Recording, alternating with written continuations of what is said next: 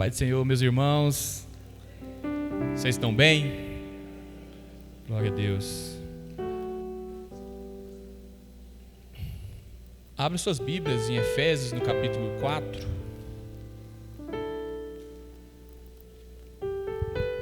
Efésios, no capítulo 4, versículo 1 até o versículo 6. Para mim é uma alegria muito grande, mais uma vez, poder servir a minha igreja, pregando a palavra. Louvar a Deus pelo pastor Marcos, pela confiança, todos os pastores.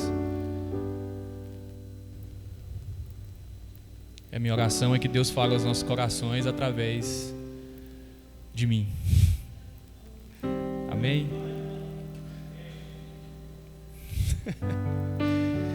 Está escrito assim: rogo-vos, pois, eu, o prisioneiro no Senhor, que andeis de acordo, de modo digno à vocação a que fostes chamados, com toda a humildade e mansidão, com longanimidade, suportando-vos uns aos outros em amor, esforçando-vos diligentemente por preservar a unidade do Espírito no vínculo da paz. Há somente um corpo, um Espírito, como também fostes chamados numa só esperança da vossa vocação. Há um só Senhor, uma só fé e um só batismo, um só Deus e Pai de todos, o qual é sobre todos, age por meio de todos e está em todos. Amém? Eu acho que eu estou ficando velho, que as letras da minha Bíblia estão ficando pequenas. Glória a Deus. Esta é uma carta de um homem que está preso. O apóstolo Paulo, ele escrevendo aos irmãos da igreja de Éfeso, ele estava literalmente preso, encarcerado, por pregar o Evangelho. Ele está preso somente por exercer a vocação que ele tinha. Ele está preso somente por obedecer o chamado de Deus. No entanto, não vemos frustração em sua fala, nem tristeza, nem medo, e muito menos revolta. Pelo contrário, se você ler a carta de Efésios, você vai perceber que esse homem está entusiasmado com o Evangelho. Esse homem talvez passando, se não a pior, mas uma das piores situações da sua vida. Sabe lá como é que ele estava sendo tratado naquela prisão? A gente sabe muito bem como eram os prisioneiros de Roma. Como os prisioneiros de Roma eram tratados. Mas esse homem não se revolta com Deus. Esse homem, ele não entristece o seu coração por causa da perseguição, por causa da injustiça. E talvez, no nosso modo humano e falho de ver, talvez uma omissão do próprio Deus, porque ele estava apenas fazendo o que Deus tinha chamado ele para fazer. E na nossa cabeça, quando a gente obedece ao Senhor, parece que é automático, a gente imagina que vai abrir o céu, que as bênçãos vão vir, que vai dar tudo certo, e que as pessoas vão aceitar a gente, que a gente vai ser respeitado, que a gente vai ser honrado. Mas esse homem estava experimentando exatamente o contrário. E um homem fiel, um homem extremamente fiel ao Senhor e à sua palavra, um homem que abriu mão de tudo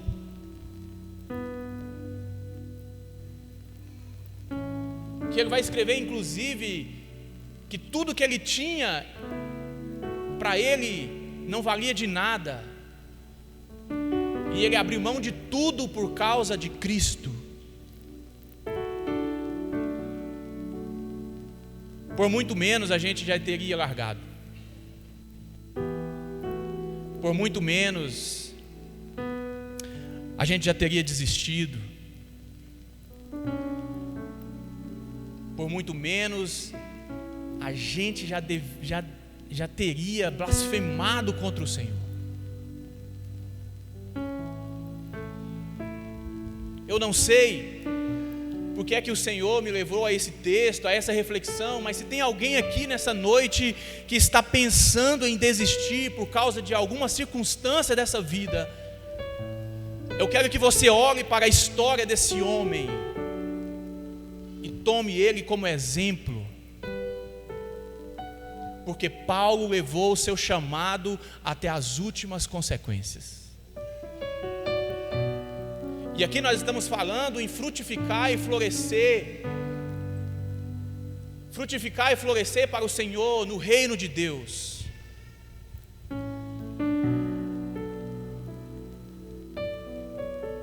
Não existe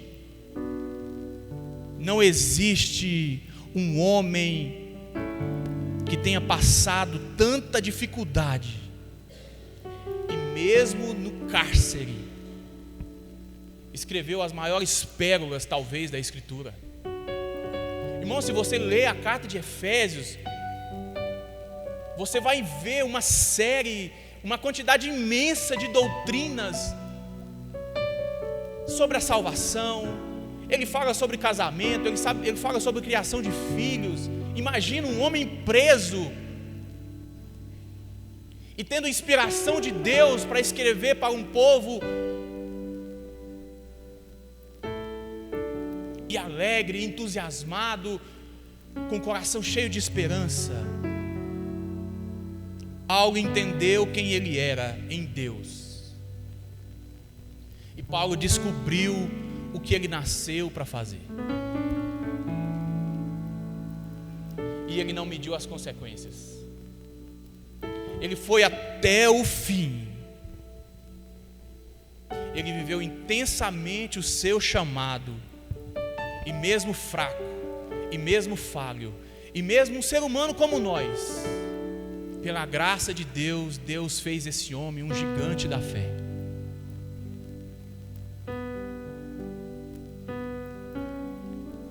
Eu não sei os irmãos, mas abaixo de Jesus, eu não tenho uma referência bíblica do tamanho do apóstolo Paulo. A gente tem inúmeros heróis da fé, mas para mim, o apóstolo Paulo está numa outra prateleira. E a pergunta que eu quero fazer hoje para nós aqui: será que a gente sabe? Será que a gente descobriu? Será que a gente entendeu o porquê que a gente nasceu? Será que a gente já descobriu qual é o nosso propósito aqui na terra? Porque eu não sei os irmãos, mas essa informação faz muita diferença, principalmente para nós cristãos, porque a Escritura apresenta um jeito de viver diferente do mundo, e se a gente não tiver entendimento do propósito e do chamado de Deus, essa vida não faz sentido nenhum. Por que eu vou abnegar os meus desejos? Por que eu não vou fazer o que eu quero? Qual que é o motivo? Eu preciso saber o porquê que eu nasci, o que eu nasci para fazer. E existem 3 formas de viver a vida. A primeira é viver por sobrevivência.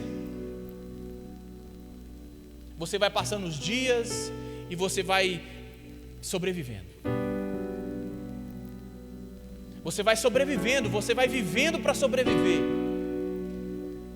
Quando você termina o dia, a sensação é: mais uma batalha que eu venci. Amanhã, mais uma batalha. sobrevivendo. A vida por sobrevivência é o básico, é ter apenas o que eu preciso para viver.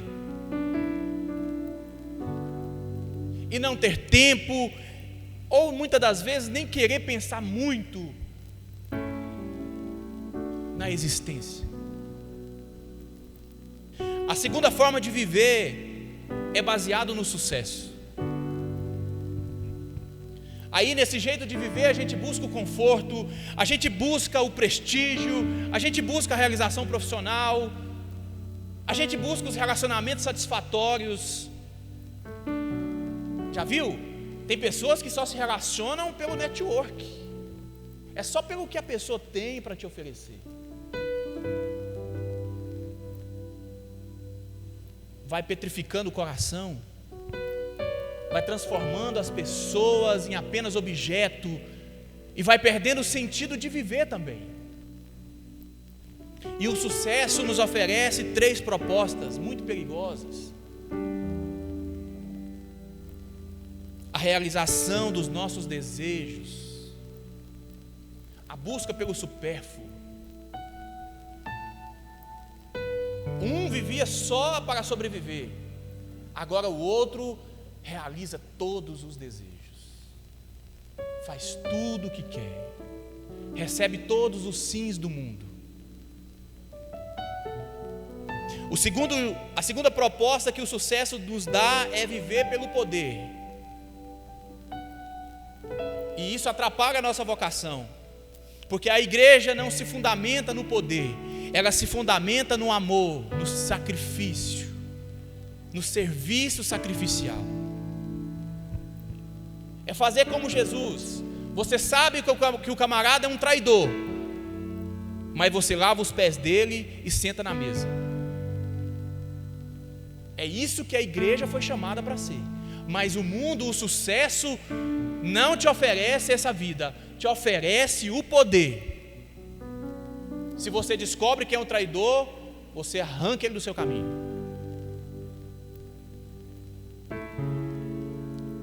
E a terceira proposta do sucesso são os elogios. O mundo te enche de elogio, e aí você não consegue confrontar este mundo, porque ele está te elogiando, ele está dizendo que você é bom, que você está fazendo a coisa certa. Como é que você vai confrontar alguém que está enchendo a sua bola? Mas o discípulo que anda conforme a sua vocação provoca a ira do mundo. Não é a ira das pessoas, fique bem claro isso aqui. Não é a ira das pessoas, é a ira do mundo, desse espírito que rege este mundo.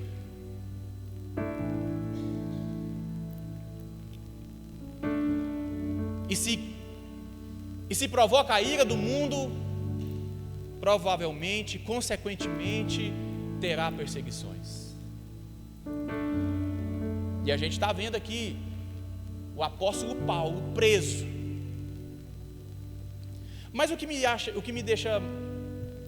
me chama atenção é que o apóstolo Paulo, ele não diz: eu estou preso em Roma,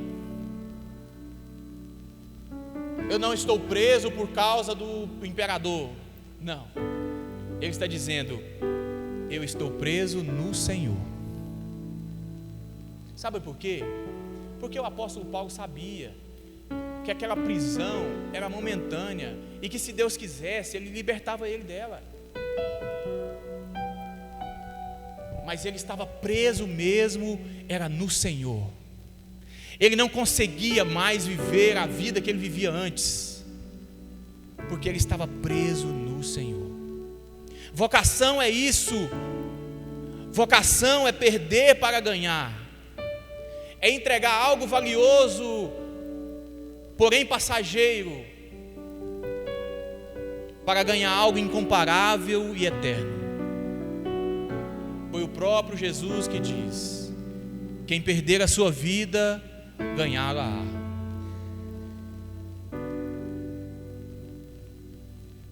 E a percepção que eu tenho é que parece que nós estamos preparando os nossos jovens só para ganhar. A gente está preparando os nossos filhos só para ganhar, só para serem vencedores, para eles olharem para dentro de si e encontrar a resposta. Não precisa do outro, não precisa de ninguém, não precisa da igreja, não precisa de Deus, porque eles estão sendo preparados para ganhar. Mas é por isso que se frustram, porque essa realidade não tem nada a ver com o Evangelho.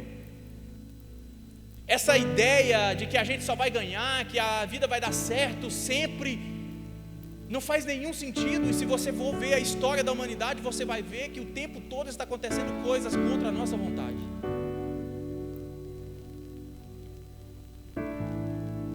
Falso evangelho gera falsos crentes. Falso evangelho gera crentes que creem em outra coisa que não seja o evangelho. E fica nessa coisa, fica alastrando, fica criando essa bola de neve. Ouve os gurus e acham que são doutrinas bíblicas. Ouvem os coaches e acham que aquilo ali é o que Deus disse na sua palavra. Esse dia mesmo eu vi um famosíssimo aí, falando assim, que tudo que Deus te deu a oportunidade de ver, é porque Ele vai te dar. Nossa, coitado de Moisés, né? Moisés lutou no deserto, enfrentou Faraó, viu a terra prometida e Deus diz: você não vai entrar. A gente precisa tomar muito cuidado. Mas existe uma terceira forma de viver, que é uma vida com significado, que é uma vida com sentido, que é uma peregrinação em busca do sentido de vida, significado e respostas que nos levam à eternidade. E aí é a vida de Deus, é a vida que Cristo oferece para o seu povo. E todo discípulo de Cristo é vocacionado para servir a Deus através de seus dons e talentos. Aqui a gente começa a ganhar sentido. Por que eu dou conta de fazer tal coisa? Por que eu sou bom em tal coisa? Por que eu faço isso? Por que eu tenho certas habilidades? Bem provavelmente que a sua vocação e o seu chamado está alinhado com as coisas que você é bom em fazer, com as coisas que você sente satisfação em fazer. Todo discípulo possui um chamado, e esse chamado é para servir a Deus no serviço do outro. Como que eu sirvo a Deus? Quando eu sirvo você, quando eu obedeço a sua palavra.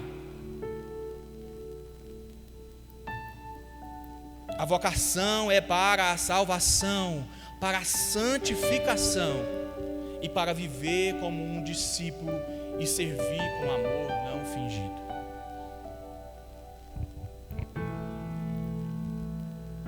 Quando você descobre o porquê que você nasceu, como o apóstolo Paulo, você descobre uma nova identidade em Cristo. E não é uma CNH, não é um passaporte, não é uma carteira de trabalho, não é um RG, não é um documento. Essa identidade é terrena, essa identidade só serve aqui, nesse plano. Mas no mundo espiritual você tem uma identidade nova. Você é um filho, você é uma filha de Deus. E quando você descobre isso, muda tudo. Você entende que o mal não tem mais poder sobre a sua vida. Você entende que as pessoas podem tramar as maiores coisas contra você, mas não prosperará, porque agora você é um filho de Deus. E o mais importante do que ter todas as coisas deste mundo é que você tem a coisa mais importante. Bote isso na sua cabeça. É mais importante ter a coisa mais importante do que ter todas as coisas. E a coisa mais importante é que nós temos a vida eterna. Quais as marcas da nova identidade? Quais as marcas do Filho de Deus? Eu enumerei duas. A primeira é uma marca moral. Olha o que Paulo vai escrever aos Gálatas: fui crucificado com Cristo, assim já não sou eu quem vive, mas Cristo vive em mim. A vida que agora vivo no corpo, vivo pela fé no Filho de Deus, que me amou e se entregou por mim. Veja que agora é uma mudança radical na questão moral. A vida que eu vivo no corpo, a vida que a gente vive no dia a dia, é os desejos que a gente tem, os pensamentos. Ele está dizendo: eu não vivo mais, agora é Cristo que vive em mim. As coisas que eu achava que era certo, eu já não acho mais. E as coisas que eu pensava que era errado, eu também já não acho mais. E o mais importante, a vida que ele vive hoje é pela fé no Filho de Deus. Porque sem fé, irmão, ninguém pode agradar o Senhor. Sem fé a gente não consegue fazer nada para o Senhor. Sem fé, que Ele que está nos sustentando, a gente não consegue caminhar, a gente não consegue viver em santidade, a gente não consegue dizer não para o pecado. Não vivemos conforme o mundo, nem conforme nossos desejos, muito menos baseados na vaidade, no poder ou no sexo. Porque nós não andamos conforme o mundo, pela fé, nós andamos como Jesus andou. E a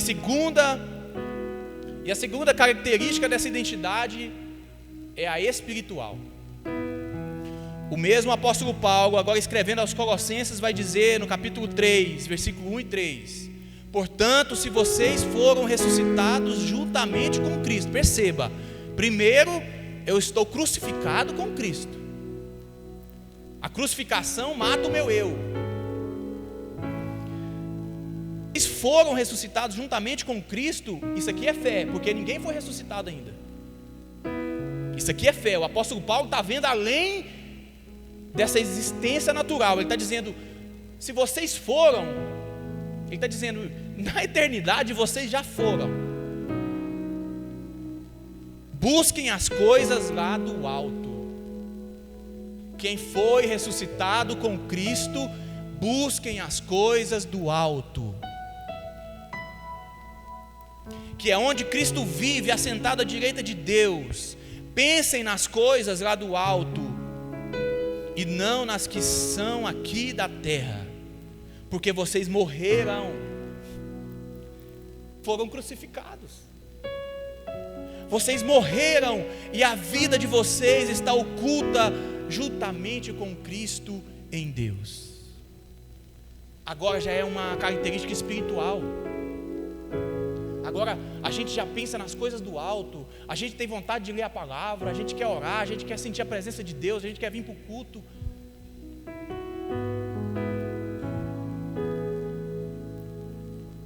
Porque o cristão, ele não pode viver somente tentando viver uma vida, vamos dizer, santa, mas sem viver uma vida espiritual.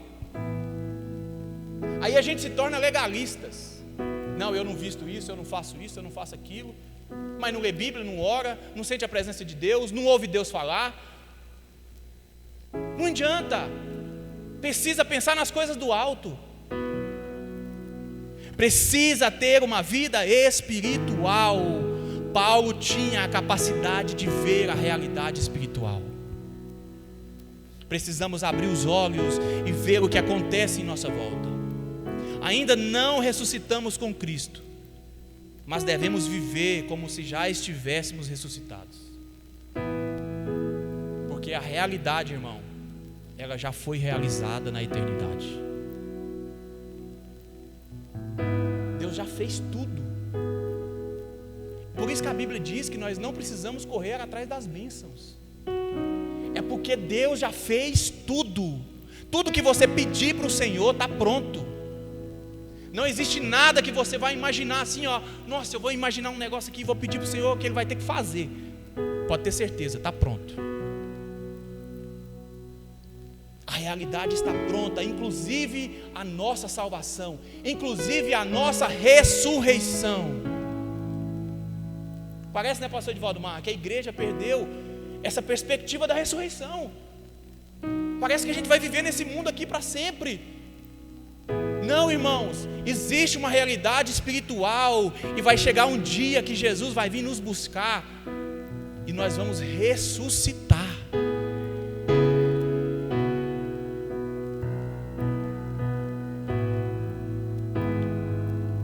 Um novo jeito de viver.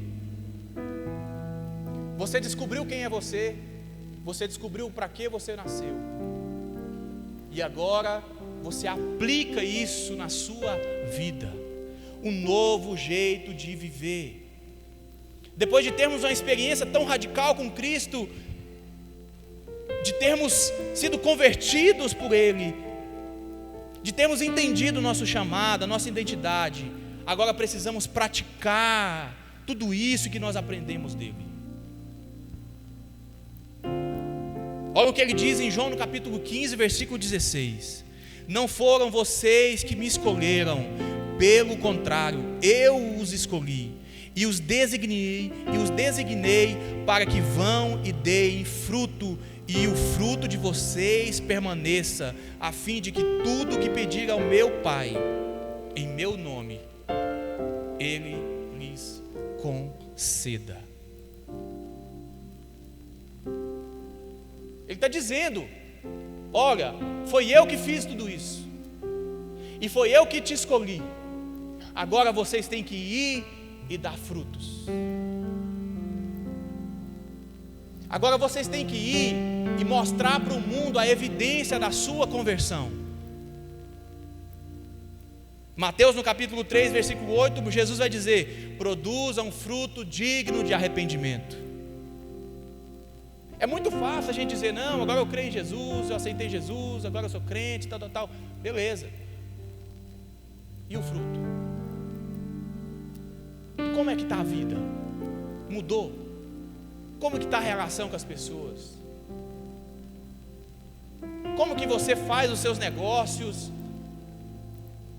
Como que você trata os seus familiares? O fruto precisa ser digno do arrependimento que a gente fala que teve. E o machado já está posto à raiz das árvores. Portanto, toda árvore que não produz o bom fruto é cortado e lançado ao fogo. Vivam no Espírito, e vocês jamais satisfarão os desejos da carne. Perceba que existe um jeito de viver conforme é o desejo de Deus. Existe uma forma de viver que Deus quer que a gente viva. E nesse jeito novo de viver, é mais que uma mudança na aparência. Eu não estou dizendo que não vai haver, mas eu estou dizendo que é mais do que isso. É mais que mudança nas atitudes, mas muda também o olhar, muda a motivação, muda a intenção, muda muita coisa, muda tudo. Em determinado momento, Jesus encontra uma figueira, e essa figueira não deu fruto.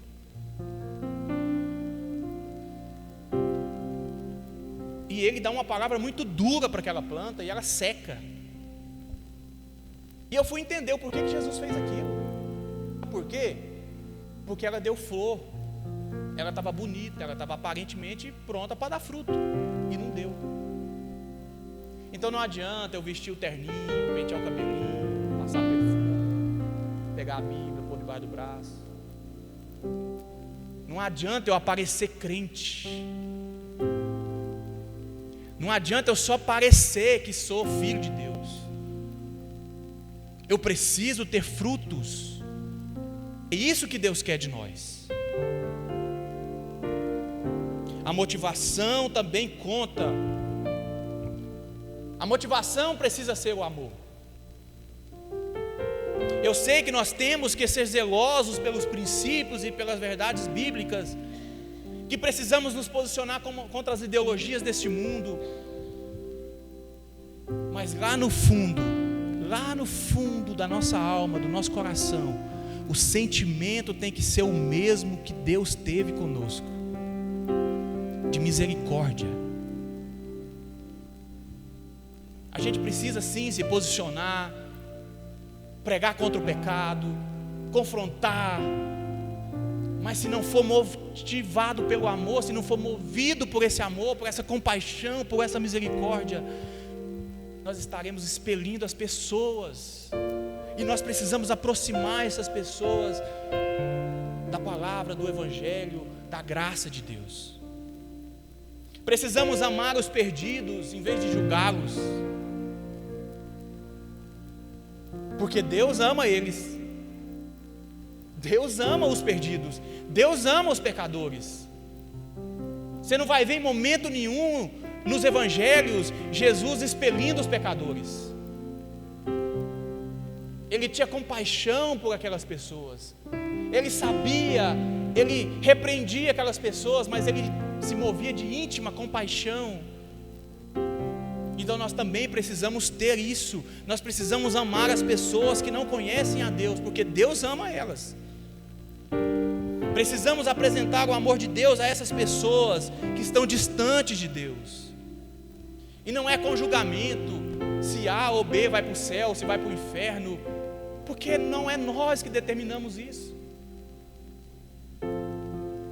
Já viu aquele jeito de evangelizar? Ó, meu irmão, se você não aceitar Jesus, você vai para o inferno. É verdade, mas não é dessa forma que a gente apresenta o Evangelho. Não é assim que a gente apresenta a graça de Deus.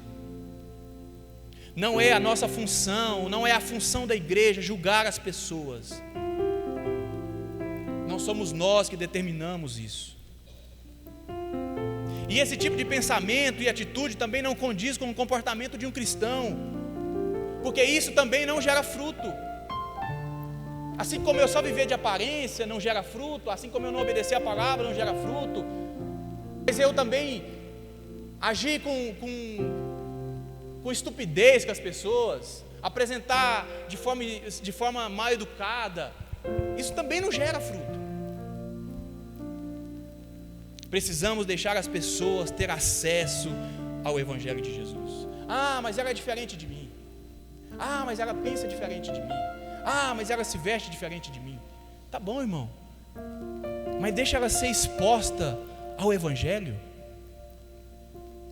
Deixa ela entender a comunidade da igreja, a comunhão da igreja, como que é estar com os irmãos.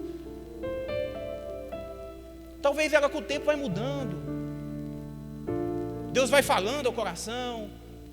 Eu lembro que quando eu me converti, eu gostava de uma música sertaneja assim, daquele modelo.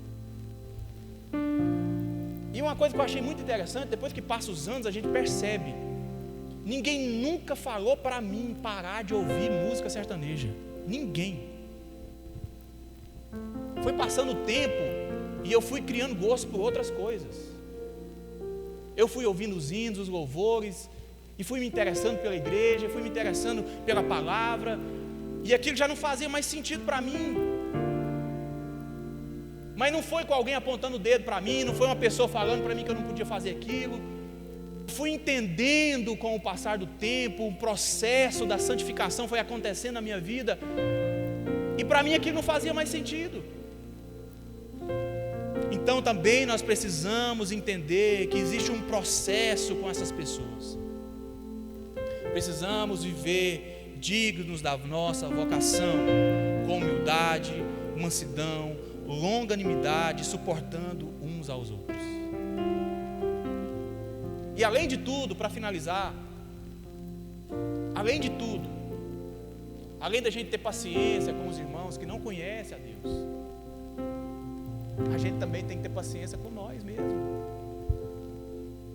Às vezes um irmão fala uma coisa que você não gosta, às vezes faz um trem que você fala, eita Deus. Mas é suportando uns aos outros em amor, porque você pode ter certeza, a gente vai se encontrar no céu. Então a gente tem que andar, tem que dar bom testemunho, tem que ter humildade, tem que ter mansidão, tem que ter paciência e tem que amar. E tudo isso tem que ser em amor, isso tudo não pode ser fingido, isso tudo tem que ser em amor. E pode ter certeza que uma igreja que vive assim, ela dá frutos para o reino de Deus. Amém? Vamos orar?